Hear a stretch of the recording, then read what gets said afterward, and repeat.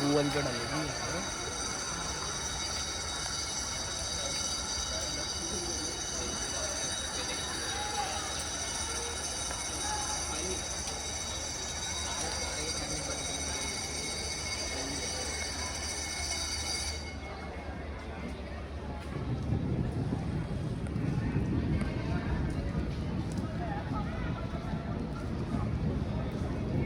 नमस्कार, मैं हूं शिवनाथ झा। आर्यावर्त इंडियनेशन.com के यूट्यूब चैनल अखबार वाला 001। मैं अभी Anglo Arabic senior secondary school के प्रांगण में खड़ा हूं। मैं जिस जगह हूं, इस जगह पे जब गांधी फिल्म बनी थी तो गांधी फिल्म में एक स्थान पे यह दृश्य था जालियांवाला बाग का। उस दृश्य को यहीं फिल्माया गया था। यहाँ पे पहले जाकिर हुसैन कॉलेज हुआ करता था। ये मुद्दत पहले की बात है। ये Anglo Arabic school senior secondary school आज की तारीख में ये तकरीबन 324 साल पुराना है। भारत ही नहीं, पूरे एशिया में या पूरे भारतवर्ष का जो यह इलाका है, इसमें यह स्कूल सबसे पुराना है। आज़ादी के बाद में एक स्कूल जो पहला स्कूल बना था 1949 में, आज़ादी के तुरंत बाद, वो है DPS college, DPS school, Mathura road. Delhi शहर में तकरीबन 10 ऐसे स्कूल हैं जिनकी आयु तकरीबन 90 से ऊंचा और 100 साल के बीच में है। लेकिन जितने भी भारतवर्ष के शैक्षणिक संस्थाएं, स्कूल या मदरसा हैं, उसमें इस Anglo Arabic senior secondary school का नाम बहुत महत्वपूर्ण है, बहुत ऐतिहासिक है।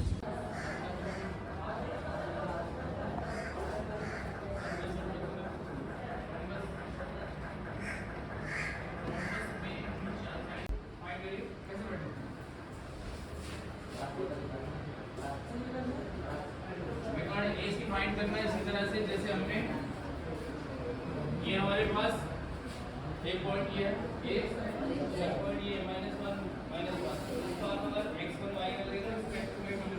तो यहाँ से ये डिस्टेंस इसी तरह से इसी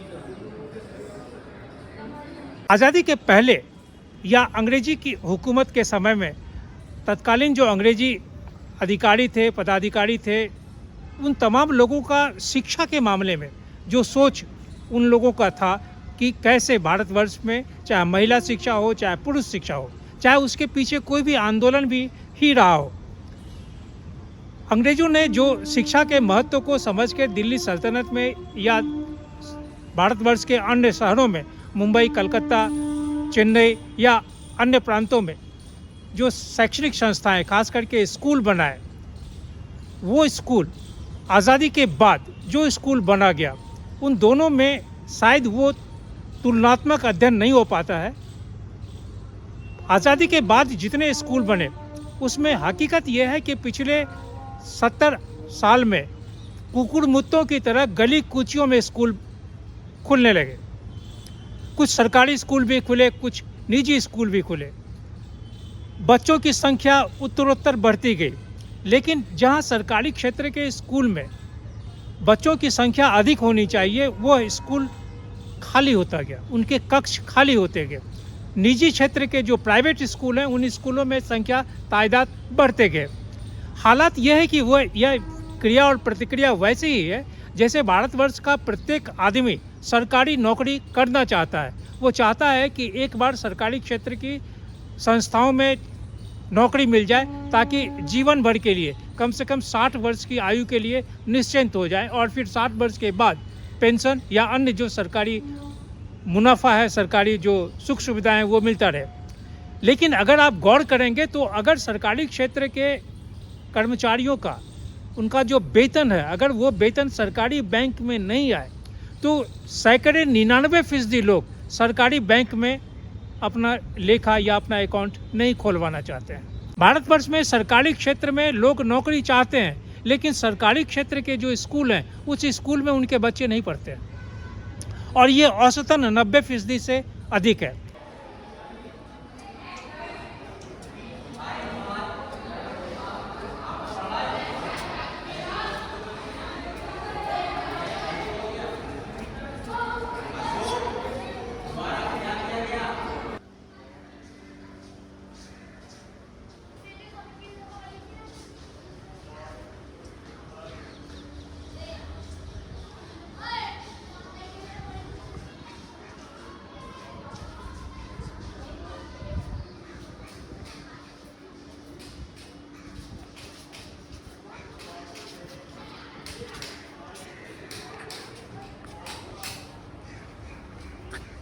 एक कहानी कर रहा हूँ दिल्ली के बारे में, दिल्ली का जो एजुकेशनल इंस्टीट्यूशन है उसके बारे में।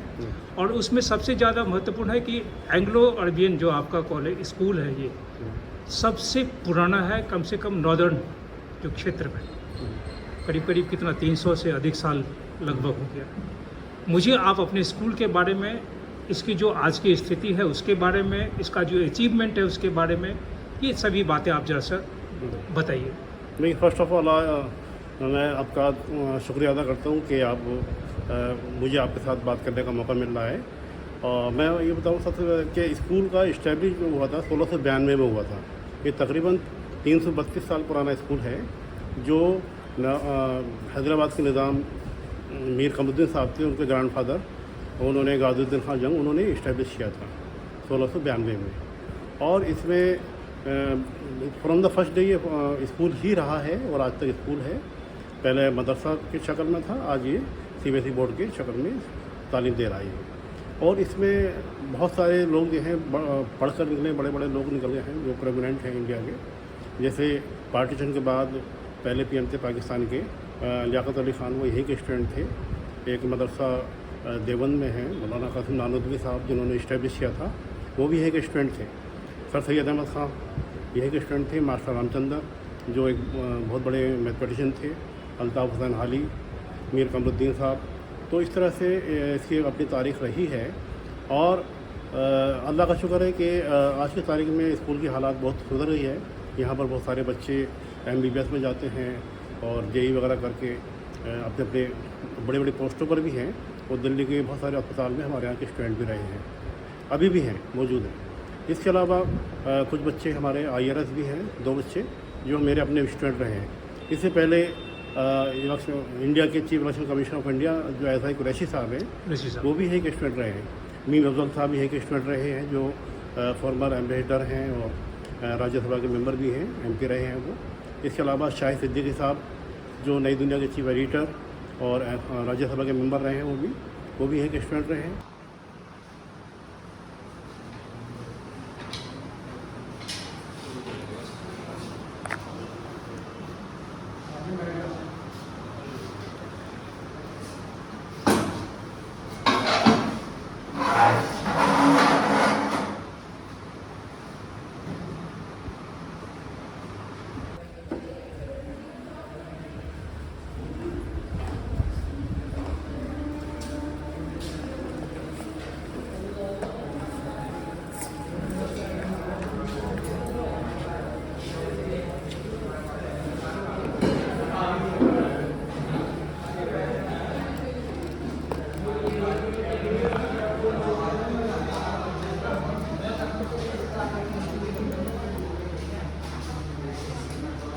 आज हालात ये है कि अगर कोई अधिकारी पदाधिकारी, चाहे IAS हो, चाहे BDO हो, सर्किल ऑफिसर हो, अगर ये अपने बच्चों को किसी सरकारी स्कूल में भेजते हैं तो वह एक समाचार बन जाता है, अखबार के पन्नों पे, टेलीविज़न पे ये दिखाने लगता है, क्योंकि ये समाज में प्रचलित नहीं है। मैं जिस एंग्लो अरबिक सेकेंडरी स्कूल में, ये सीनियर सेकेंडरी स्कूल में खड़ा हूँ, यह स्कूल दिल्ली का जो इतिहास है उस इतिहास के बीचों बीच में है। लेकिन दुर्भाग्य ये है कि इस रास्ते जाने वाले लोग या इस सल्तनत में रहने वाले आज के लोग भी इस स्कूल को नहीं जानते हैं। वो DPS को जानते हैं, वो मॉडर्न स्कूल को जानते हैं जो बाड़ाकम्बा रोड में है, लेकिन Anglo Arabic senior secondary school को नहीं जानते हैं, क्योंकि यह स्कूल अजमेरी गेट से 5 कदम बाएं तरफ है। इस स्कूल का जो परिसर है वो शायद दिल्ली के किसी भी स्कूल में नहीं होगा। दिल्ली विश्वविद्यालय में जितने भी कॉलेज हैं, उस कॉलेज का प्रांगण इस स्कूल के प्रांगण के लगभग बराबर है। लेकिन दुर्भाग्य यह है कि यहाँ पे जो बच्चों की संख्या होनी चाहिए, हमारे समाज में इस स्कूल में जिस तरह से बच्चों को भेजना चाहिए, समाज के लोग नहीं भेजते हैं। आज यहाँ बच्चों की संख्या अधिक से अधिक 1500 है।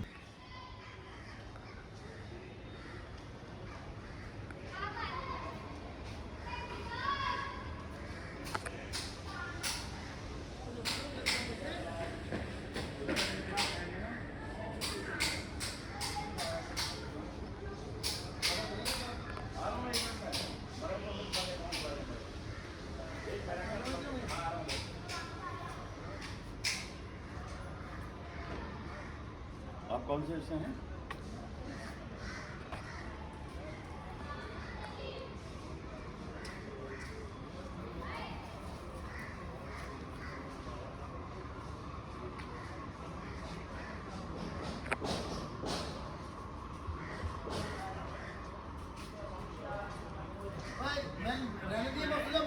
ट्वेल्थ में यार यार भी नहीं पकड़ सकते।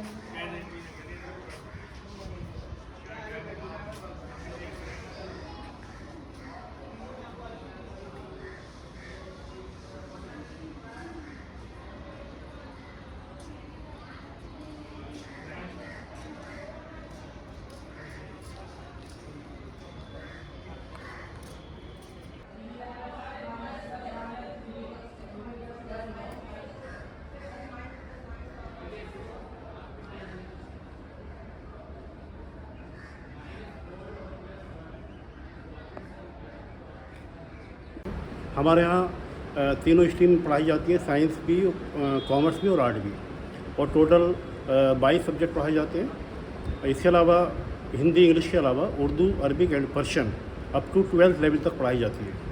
और हमारे बच्चे जो हैं कल्चर प्रोग्राम में, स्पोर्ट्स में बहुत अच्छे परफॉर्म करते हैं। और पिछले कुछ सालों में तो हमारे यहाँ की कव्वाली जो थी कल्चर प्रोग्राम में दिल्ली की नंबर 1 कव्वाली रही है, और इस साल भी काफ़ी अच्छा परफॉर्मेंस रहा है। अभी यहाँ पे कुल कितने छात्र हैं? इस साल जो है तकरीबन 1575 बच्चे अभी हैं, इस वक्त हैं, और जो कोरोना पीरियड से थोड़े डाउन हो गए थे, पहले ज़्यादा थे, अब थोड़े कम हो गए थे, लेकिन मेंटेन है, अल्लाह का शुक्र है। और शिक्षक कितने हैं? शिक्षक जो हैं रेगुलर जो है तकरीबन 41 हैं, और बाकी गेस्ट टीचर भी हैं हमारे यहाँ, आर्ट टीचर गेस्ट टीचर हैं, बाकी हमारे कॉन्ट्रैक्ट टीचर हैं। तो एवरेज क्या कहेंगे कि औसतन शिक्षक और छात्रों के बीच में अनुपात क्या है? 40-42 जो CBSE का है? हाँ, वो पूरा है, इस वक्त पूरा, इस साल हमारा पूरा चल रहा है।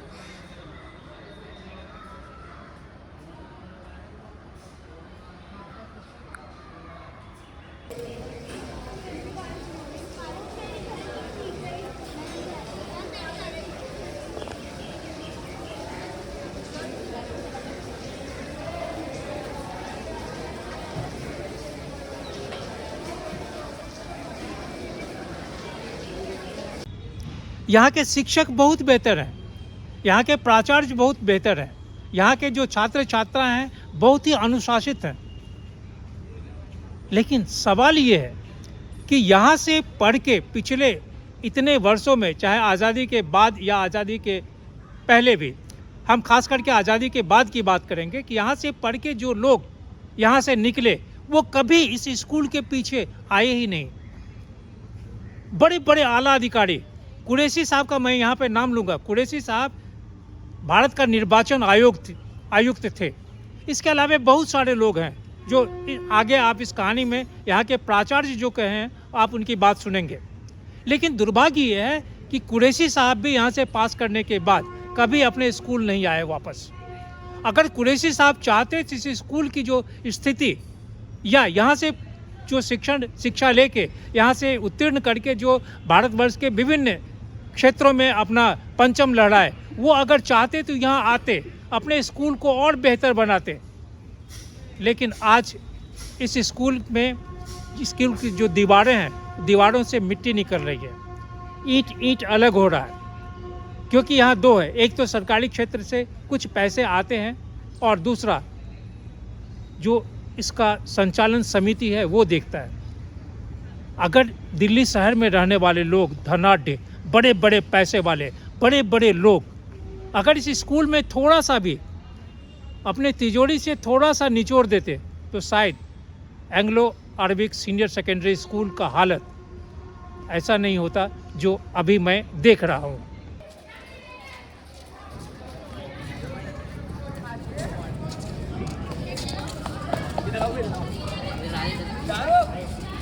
आपका जो ये स्कूल है ये एक तरह से बोलेंगे कि हिस्टोरिकल पुरातत्व, क्या यह स्कूल आज की तारीख में गवर्नमेंट की तरफ से ये पूरा बिल्डिंग जी हिस्टोरिकल या जो हेरिटेज के नाम से है या नहीं? जी, पूरी बिल्डिंग हेरिटेज में आती है और इसमें जो भी रिपेयर का वर्क होता है मेंटेनेंस का वो DTI डिपार्टमेंट करता है हेरिटेज का, और छोटे मोटे रिपेयर हम करा लेते हैं लेकिन बड़ी मेजर रिपेयर वही कराते हैं। तो कभी आप लोगों ने यह कोशिश नहीं किया कि ये 300 से अधिक साल पुराना, 326 324 जैसे कि आप 332 बताएं, साल पुरानी जी।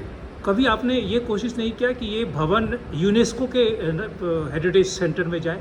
नहीं, हेरिटेज में तो है लेकिन यूनेस्को वाले यूनेस्को में नहीं वाले है। में हाँ, नहीं। यूनेस्को वालों में नहीं है अभी। तो इसके पीछे भी असल में हमारे जो मैनेजिंग कमेटी के चेयरमैन होते हैं वो जामिया के VC होते हैं बाइट जी जामिया के बेसिस हाँ, पे। वो उनकी निगरानी में हमारा ये चलता है, स्कूल चलता है। और हमारे सोसाइटी के 3 स्कूल हैं, इसके अलावा एक अंदर स्कूल है जो एंग्लो मॉडल स्कूल के नाम से है, और तीसरा स्कूल हमारा शंकर मेमोरियल स्कूल जो बड़ा इंदौर में है। कुछ खास बात बताइए आप अपने स्कूल के बारे में, हाँ। जो दिल्ली के, क्योंकि आपका स्कूल सबसे पुराना है दिल्ली में या जैसे नॉर्दर्न क्षेत्र में, और यहाँ पे पोस्ट इंडिपेंडेंस में आ जाता है DPS मथुरा रोड। जी तो हम कैसे, जो निजी क्षेत्र के स्कूल हैं उसके साथ हम कैसे प्रतियोगिता कर रहे हैं, कैसे हम अपने एकेडमिक जो लेवल है उसको कैसे बढ़ाएं? हाँ, देखिए ऐसा है कि हमारा स्कूल जो है गवर्नमेंट एडेड स्कूल है, और इसमें जो हमारे जो रेगुलर स्टाफ है उसका 95% सरकार देती है, बाकी 5% और ऑल अदर एक्सपेंसेस जितने भी होते हैं वो मैनेजिंग कमेटी को करने पड़ते हैं। लेकिन उसके अलावा ये है कि DPS में सब जो बच्चे होते हैं, पढ़े लिखे पेरेंट होते हैं, पैसे वाले होते हैं, उनके बच्चे जाते हैं। और हमारे यहाँ जो बच्चे आते हैं वो बहुत ही निहायत गरीब बच्चे होते हैं जो जिनकी फ़ीस भी नहीं दे पाते हैं, और हमारे यहाँ फ़ीस नहीं होती है, हम फ्री पढ़ाते हैं उनको। उसी में से हम छांटते हैं बच्चों को, चाहे वो स्पोर्ट्स में जाएँ, कल्चर प्रोग्राम में जाएँ, चाहे वो MBBS करें या किसी JEE में जाएँ, इसी में से हम निकाल कर उनको तैयार करते हैं। तो हम ये मान सकते हैं कि जो औसतन हर एक भारत में जितने भी इस तरह के स्कूल हैं उसमें औसतन पैसे की बहुत किल्लत है। जी, तो हम ये कह सकते हैं कि ये इस स्कूल में भी, जहाँ मैं आपसे बात कर रहा हूँ, इस स्कूल में भी पैसे की किल्लत है, और अगर सरकार का सहयोग और अधिक हो तो ये स्कूल, इस स्कूल में जो तालीम है या और जो जितनी भी तरह के एक्स्ट्रा एक्टिविटीज़ हैं वो बढ़ सकते हैं। आप क्या कहेंगे? बिल्कुल सही कहा आपने। अगर पैसा पूरी तरह सरकार हमें दे इसमें, या मेंटेनेंस पूरी हो जाए, जिस तरह से और स्कूल का इंफ्रास्ट्रक्चर है, अगर हमारा इस तरह का हो जाए तो हमारे बच्चे भी बहुत अच्छे निकल सकते हैं, और भी अच्छे निकलेंगे। अभी भी निकलते हैं लेकिन और अच्छे निकल।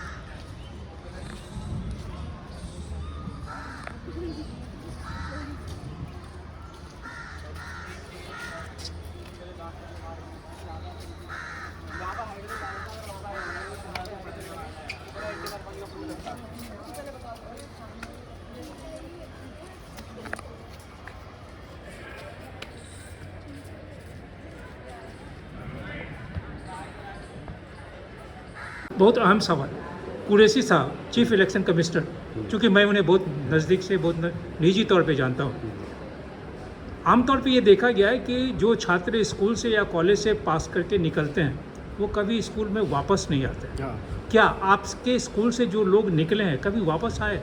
हाँ, ये हमारे स्कूल की थोड़ी एक कहूँगा कमज़ोरी है कि हमारे जो स्टूडेंट यहाँ के और बॉय हैं जो अच्छे मकाम पर पहुँच जाते हैं यहाँ से निकल के, वो थोड़ा पीछे नहीं देखते हैं, और उनकी भी वजह रहती होंगी कि अब बिज़ी रहते होंगे या तो वो, लेकिन उनको देखना चाहिए। हाँ। और स्कूल के बारे में भी सोचना चाहिए कि अगर वो अच्छे किसी ओहदे पर हैं तो स्कूल को भी कंट्रीब्यूट करें, टाइम दें, मोटिवेट करें बच्चों को आके, और उनको समझाएं कि भाई हम भी यहाँ से निकल कर आए हैं, तो बच्चे शायद उनसे मोटिवेट होंगे। तो मैं भी आपके माध्यम से दरख्वास्त करूँगा कि वो लोग आएँ, ओल्ड बॉय और जो अच्छे अच्छे पदों पर बैठे हैं वो आके बच्चों को मोटिवेट करें, कंट्रीब्यूट करें अपने लेवल पे, जिस तरह से भी कर सकते हैं वो, चाहे एकेडमिक तौर पर या फाइनेंशियल तौर पर, किस तरह से उनको बच्चों को मोटिवेट करना चाहिए।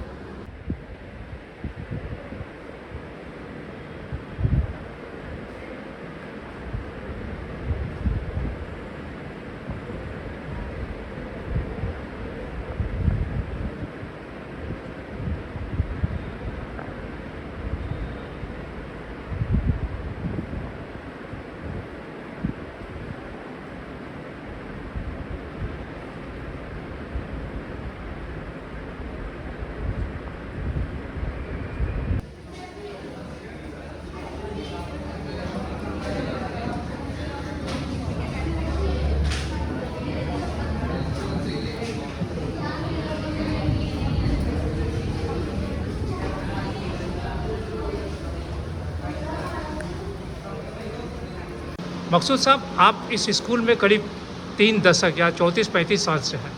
मैं एक कहानी कर रहा हूँ आपके स्कूल के बारे में। 324 या 326 साल पुराना है स्कूल। क्यों नहीं भारत सरकार के द्वारा या फिर यूनेस्को वर्ल्ड हेरिटेज साइट में इस स्कूल को लाया जाए? जब मैं स्कूल में आया था तो यहाँ पर जो ट्यूटोरियल हैं और क्लासरूम हैं, बहुत सारे ट्यूटोरियल में फैमिलीज़ रहती थी और फैमिली के उनके परिवार के लोग रहते थे। उनकी तादाद तकरीबन 87 फैमिलीज़ 700-800 के करीब थी। ये सभी स्कूल में रहते थे? स्कूल में रहते थे। अच्छा। 1999 में जब एनडीए गवर्नमेंट बनी, जिसको हेड कर रहे थे इज्जत माब अटल बिहारी वाजपेयी, और हमारे लोकल एमपी थे विजय गोयल। विजय गोयल जी से जब हमने डिस्कस किया कि इसको हेरिटेज का दर्जा दिलवाइए अपनी सरकार से, तो उन्होंने कहा पहले आप लाल किले से लेकर के अजमेर तक मेरे साथ स्मारकों को संरक्षित करो, हेरिटेज को जो है रिन्यू किए करो। पहले मेरे पास 200 बच्चे लेकर आओ एंग्लो अरबिक स्कूल के और 10 के। तो हम 200 बच्चे लेके लाल किले पे, उस वक्त सीबीआई के डायरेक्टर थे जोगिंदर सिंह, वो भी हमारे साथ थे, और हाउसिंग मिनिस्टर थे जगमोहन।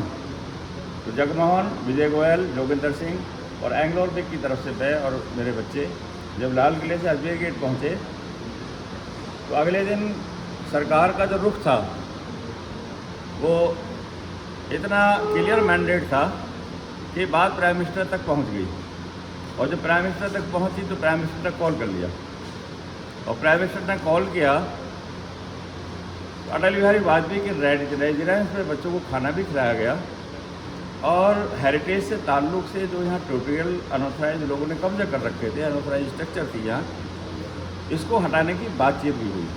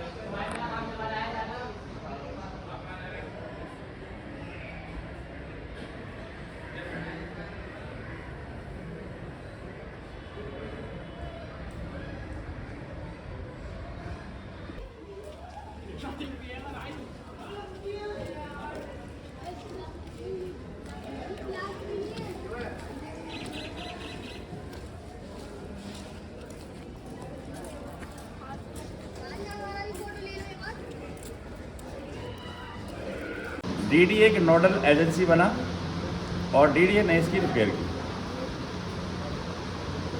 इसकी हालत इतनी खस्ता थी कि अगर आज ये इंटरव्यू करने आते और वो रिपेयर और सारा काम ना होता तो शायद कुछ बिल्डिंग जो है अपना वजूद ख़त्म कर चुकी होती। अभी की तारीख में गवर्नमेंट की तरफ से आपके स्कूल को हेरिटेज स्कूल बनाने के लिए कोई पहल है? हेरिटेज में उन्होंने एक जो टॉम्ब है गाजीउद्दीन साहब का, एक तो उस पोर्शन को उन्होंने अडॉप्ट कर रखा है, और उसकी वजह से वो लोग सफाई करने भी आते हैं उस टॉम्ब की, मरसा गाजीउद्दीन की। बाकी जो स्कूल स्ट्रक्चर है वो जहाँ तक मेरी नॉलेज है वो हेरिटेज में नहीं आता, लेकिन दिल्ली में इस तरह की बात फैला रखी है कि एंग्लो अरबिक स्कूल हेरिटेज है। हेरिटेज एंग्लो अरबिक स्कूल पूरे का पूरा नहीं है, उसका कुछ पोर्शन हेरिटेज।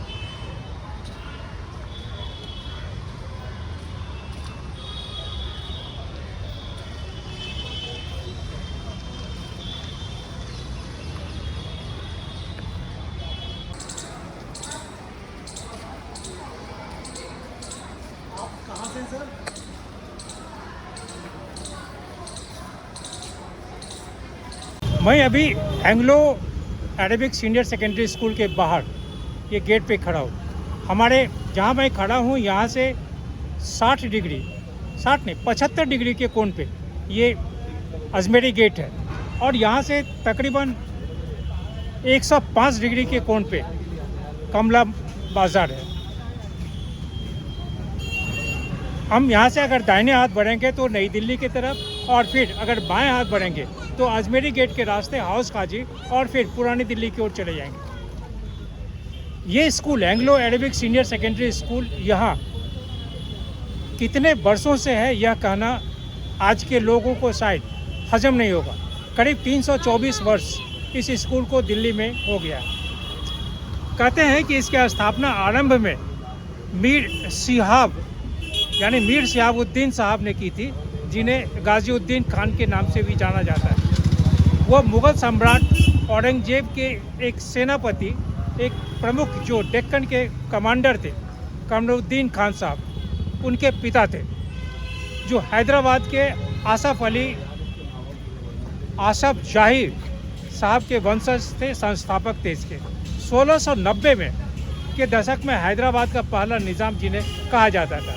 ये मूल रूप से पहले मदरसा के रूप में था और बाद में यह स्कूल के रूप में आया। खास करके जब मुग़ल सल्तनत कमज़ोर होने लगा था तो मदरसा पे भी उसका हस्र पड़ा, मदरसा भी कमज़ोर हुआ और फिर बाद में ये एक स्कूल के रूप में आया।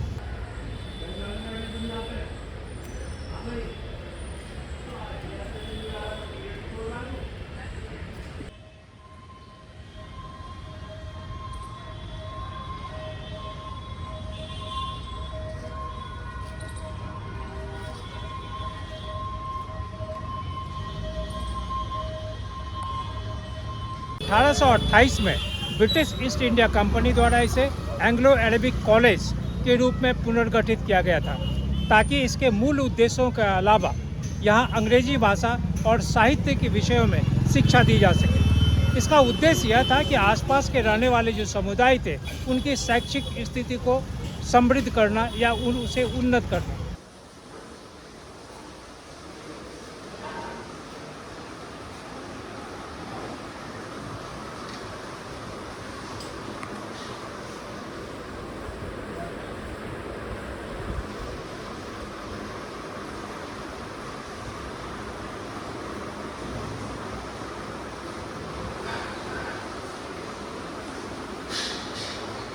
जिस समय इस स्कूल को बनाया गया होगा उस समय इस स्कूल की नक्काशी को देख के ऐसा लगता है कि मुग़ल कालीन जितने भी वास्तुकला थे वो सभी कला इस मौजूद है। बाद में जो अंग्रेजी काल में अंग्रेजी हुकूमत के समय में हो सकता है कि बदलाव हुआ हो, लेकिन आज भी वो उस कदर दिख रहा है। लेकिन जो सबसे बड़ा दुर्भाग्य ये है कि ये सोसाइटी के अंदर होने के बाद भी या सरकारी जो संरक्षण या जो इसमें आर्थिक मदद है उसके हिसाब से इस पूरे परिसर का जो देख रेख होना चाहिए सरकारी स्तर पे या जो इसके देख रेख करता है वो बहुत बेहतर नहीं है। इसका जो दाहिना प्रवेश के साथ में जो दाहिना हिस्सा है बहुत बड़ा मैदान है। उस मैदान का इस्तेमाल खेलने कूदने के लिए भी हो सकता है, लेकिन वो मैदान बिल्कुल खाली है, जंगल नुमा है। बाएं तरफ या इसके पीछे तरफ जो भी भवन है वो जीर्ण शीर्ण अवस्था में है।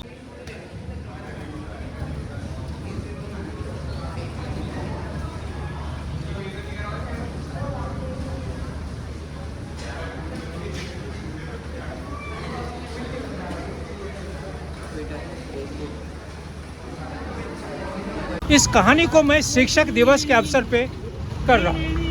शिक्षक दिवस के अवसर पे करने के पीछे ये है कि दिल्ली सल्तनत में 324 अथवा 326 साल पुराना शायद कोई स्कूल नहीं है, या न केवल दिल्ली बल्कि पूरे उत्तर भारत में अथवा एशिया में 300 इतना पुराना विद्यालय नहीं है।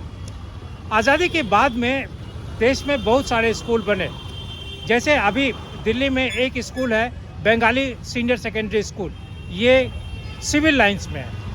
इसकी स्थापना तकरीबन 121 साल पहले हुई। दिल्ली में जितने पुराने स्कूल हैं उस पुराने स्कूल में एक स्कूल है Harcourt Butler, senior secondary school.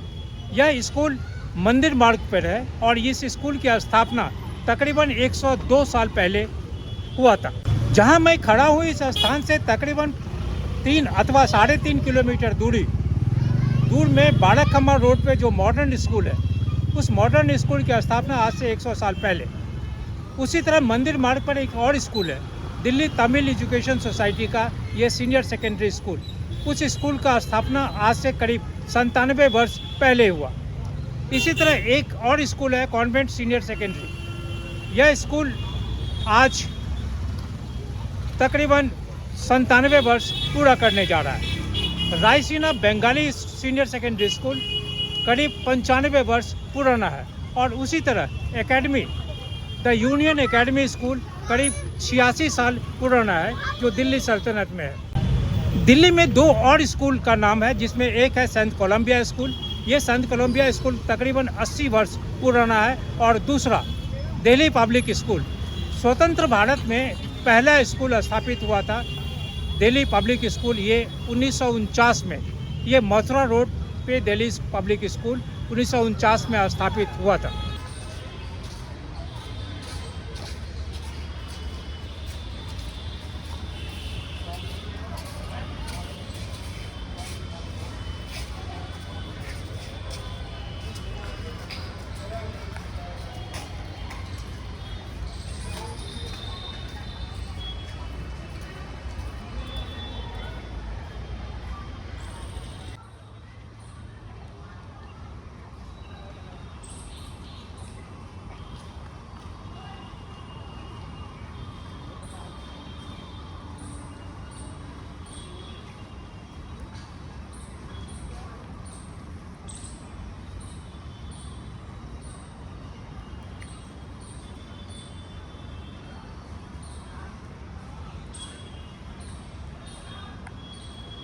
इस विद्यालय के बारे में यह भी कहा जाता है कि यहाँ पे मिर्ज़ा गालिब साहब भी यहाँ पे पढ़ाते थे।